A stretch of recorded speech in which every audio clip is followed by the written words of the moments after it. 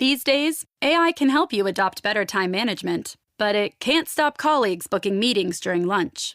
But how about being able to easily adopt industrial AI to streamline your business? Siemens Accelerator helps you find the right AI providers and easily understand what they offer, so you can use modular solutions to quickly scale up and grow your business. That's AI for real, from the global market leader in industrial AI, Siemens. Learn more on usa.siemens.com/AI. How many vendors does it take to meet all your organization's food needs? Just one. EasyCater, the workplace food platform that lets teams order from a huge variety of restaurants, over 100,000 nationwide, all through a single vendor. In addition to all that variety, EasyCater also gives you full visibility of your organization's food spend with invoicing, centralized reporting, and seamless integration with expense management systems, all on one platform. EasyCater, your business tool for food. To learn more, visit easycater.com/podcast. Every business has an ambition. PayPal Open is the platform designed to help you grow into yours. With business loans so you can expand and access to hundreds of millions of PayPal customers worldwide. And your customers can pay all the ways they want with PayPal, Venmo, Pay Later, and all major cards, so you can focus on scaling up. When it's time to get growing, there's one platform for all business. PayPal Open. Grow today at paypalopen.com. Loans subject to approval in available locations. Bloomberg Audio Studios. Podcasts, radio, news. This is a breaking news update from Bloomberg. Instant reaction and analysis from our 3,000 journalists and analysts around the world. Amazon shares down in the after hours. The company sees third quarter operating income $15.5 to $20.5 billion. That was in line with estimates that are at $19.42 billion. I guess maybe on the lower side, it's not in line. And second quarter operating income, though, blew past estimates at $19.17 billion. Yeah, I do think that third quarter operating income could possibly, especially the downside or the lower end of the estimate, be problematic. Let's see what our team has to say. It is such a massive company, as you know. We need two Bloomberg Intelligence analysts to really break it down. With us is Senior Technology Analyst Anurag Rana and Senior Analyst for E-commerce and Athleisure, Poonam Goyal. Anurag out there in our Chicago bureau, and we've got Poonam in our Princeton bureau. Hey, Anurag, I want to start with you because AWS is always so important when it comes to the top and bottom line here at Amazon. Walk us through what we got on that side of the business. Yeah, I mean, as you see, they met expectations on AWS growth of 17% in constant currency. But, this is where we are saying that this is probably not good enough because Microsoft beat by a big number, Google beat by a big number. And the big question is going to be, why didn't Amazon beat by a big number? And I think we look forward to hearing what management has to say about it. I want to bring in Poonam here because one thing that I noticed when I was reading this in real time, the statement from CEO Andy Jassy, also president over at Amazon, was, Poonam, how much he talked about the connection between the shopping experience for Amazon's core customer and artificial intelligence. Because up to now, and maybe I'm wrong, but I've thought about AI in the context of AWS. But what he's trying to communicate to investors is the effect that AI is having on how people are buying stuff. Is it actually doing that? Yeah, absolutely.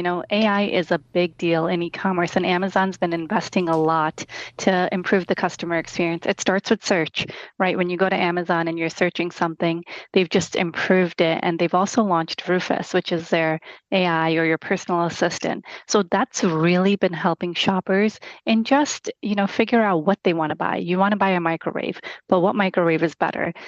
The shopping assistant helps you not only bring choices forward, but also helps you navigate through the descriptions, the pricing, etc. So it really helps improve conversion. And that's where AI is helping on the shopping side. What metrics do you look at, Poonam, to make sure that the investments that they're making are actually leading me to spend more money on Amazon?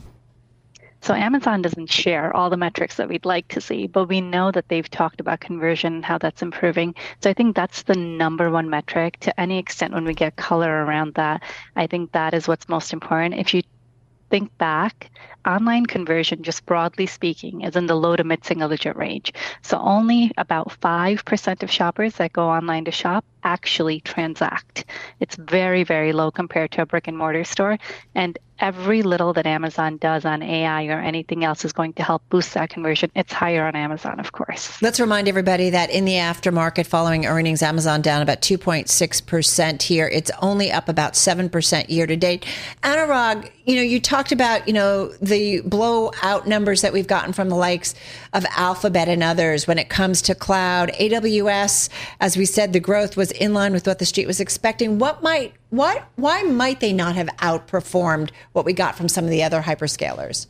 The first thing is they are much larger than all the others. Their run rate is over $100 billion.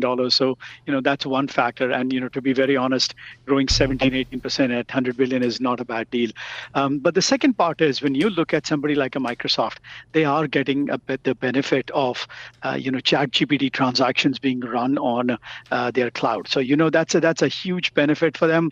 Amazon doesn't have that option, frankly, because they don't have a ChatGPT like, application that's running.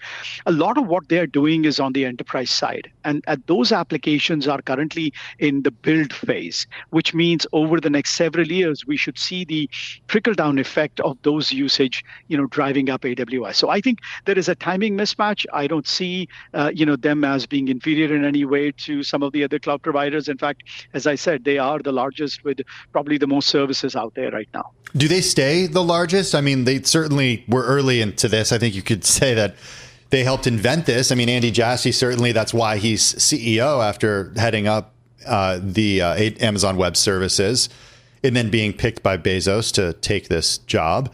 Would you say that they are comfortably in first, or is Azure at Microsoft, Anurag, and also is Google Cloud doing a good job of catching up? They're both doing a very good job of catching up. And as I said, Microsoft has an inherent advantage there. So maybe down the road, several years from now, let's say 3 to 4 years, they would be neck to neck. But, one of the things is this is a market where we think the entire market is growing much bigger. We don't see 5 years from now AWS being a smaller business than where it is right now. The rate of growth depends on the propensity of enterprises to spend on technology.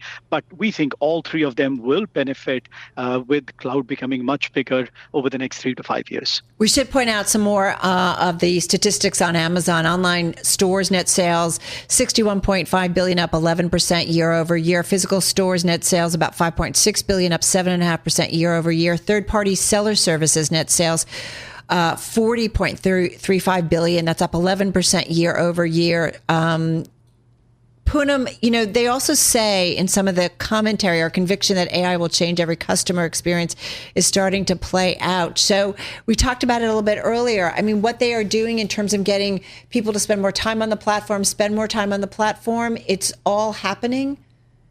Yeah, it's happening. I mean, all the numbers that you just cited, they outperformed expectations. So whatever they're doing, and they're doing a lot, they're doing it right.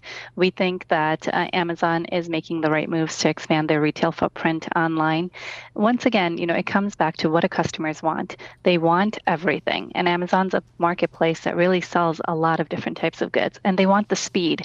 And speed is key here because you can get things same day or next day from Amazon without paying a fee, being a Prime member. So that's really key here. And the numbers in the second quarter were actually quite impressive on the retail side. They did do really well. Prime Day sounds like it was a great success.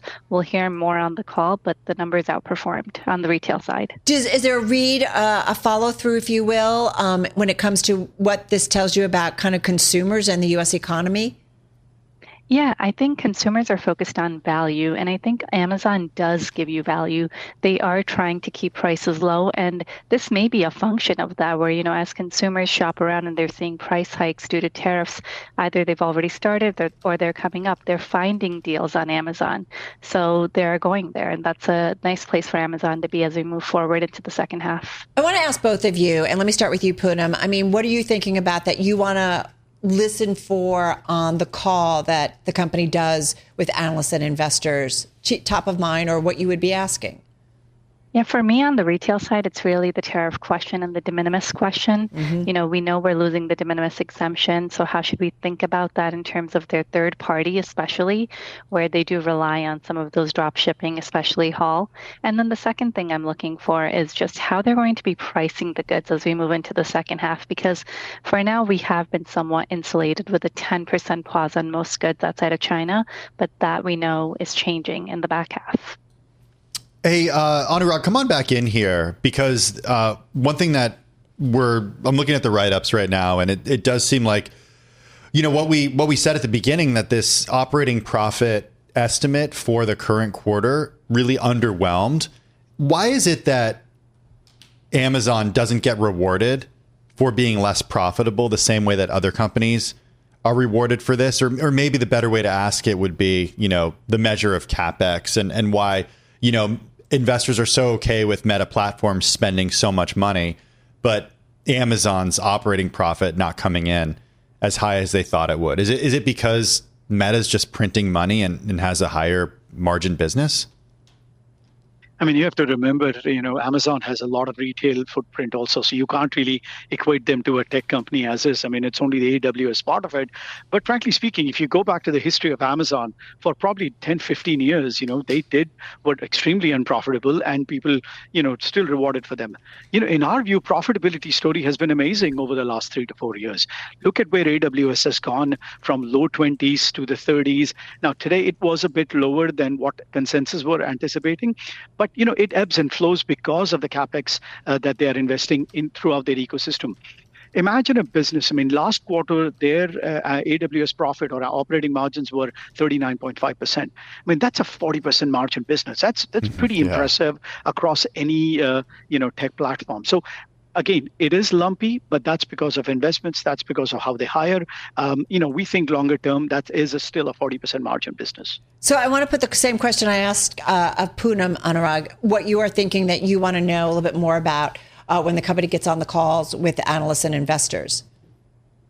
Yeah, the two things that we want to know is what's happening to your CapEx. Now, my gut feel is they will want to take the CapEx up because all the other cloud providers have done it, so they can't really be left behind.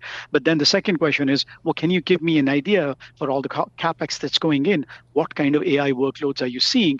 And if you are seeing some AI workloads, why not disclose that number and, talk about it openly as Microsoft has done in the past, 1.5 to 2 years. Hey, Poonam, Goyal, I want to bring you back in here because you cover e-commerce and athleisure. Carol asked you a really good question about if we can get any insight into the consumer and the health of the consumer by reading into these numbers. Would you say that Amazon is well positioned if you indeed believe that we could be entering a downturn? We did see this question asked yesterday at the Federal Reserve by one of our own reporters, and referencing that Vantage Score report that high income consumers are actually missing on their bills right now when it comes to autos and credit cards. Is Amazon well positioned to be a player if we do see a downturn? I think if we see a downturn, Amazon's not going to escape the ramifications of that. But that said, compared to everyone else in retail, I do think Amazon will fare better than the rest. And I do think that they will continue to attract the value customer who's just looking for deals and looking for value. Because at the end of the day, when you think about how retailers buy, those with scale have buying power. And Amazon has over $700 billion in GMV based on our estimates. I can't think of a retailer bigger than that in the US that has buying power.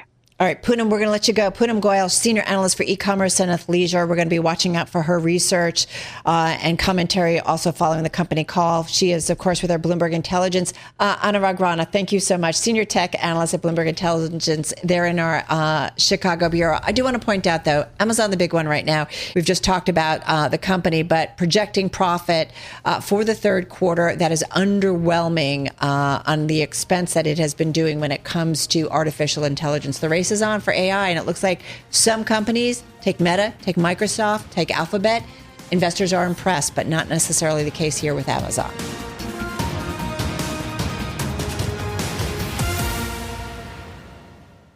For enterprise organizations, managing all your food needs is a tall order. But with EasyCater, you get a single workplace food vendor with the tools and resources to make it easy. giving teams across your organization an easy way to order from a huge variety of restaurants, all on one platform. All while consolidating your corporate food spend so you can control costs, streamline billing and payment, and simplify reporting. EasyCater, your business tool for food. To learn more, visit easycater.com/podcast. These days, AI can help you adopt better time management, but it can't stop colleagues booking meetings during lunch. But how about being able to easily adopt industrial AI to streamline your business? Siemens Accelerator helps you find the right AI providers and easily understand what they offer, so you can use modular solutions to quickly scale up and grow your business. That's AI for real, from the global market leader in industrial AI, Siemens. Learn more on usa.siemens.com/AI. Say you've always wanted to take a spontaneous trip to the Caribbean. Well, here's the thing. If you get smart with your money, you can do things like that. With Empower, you can start making the most out of your money so you can go out and live a little. Isn't that why we work so hard? To have some fun with our money, like treating yourself to something special or spontaneously doing something extra for a loved one. So use Empower and get good at money so you can be a little bad. Join their 19 million customers today at Empower.com. Not an Empower client, paid or sponsored.